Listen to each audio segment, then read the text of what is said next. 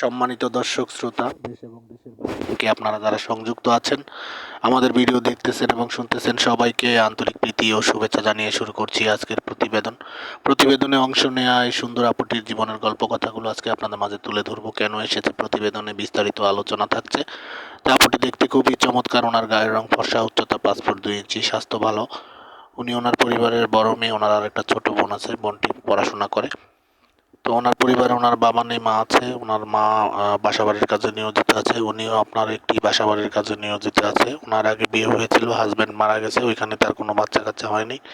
তো এখন নতুন করে জীবন শুরু করতে চাচ্ছে। আপনারা যারা আগ্রহী আছেন যে বিধবা কোনো নারীকে জীবনসঙ্গী করতে চান, তো স্ক্রিনে দেওয়া নাম্বার আছে, ওনার সাথে কথা বলে নাম ঠিকানা ডিটেল জেনে নিতে পারেন। আর ওনারা আর্থিকভাবে অতটা সচ্ছল নয়, বিদায় মূলত প্রতিবেদনে এসেছে, কোনো সহযোগিতা নয়।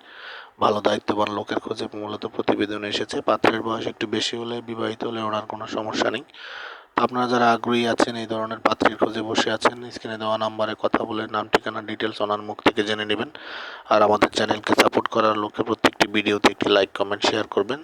চ্যানেলটিকে সাবস্ক্রাইব করতে ভুলবেন না।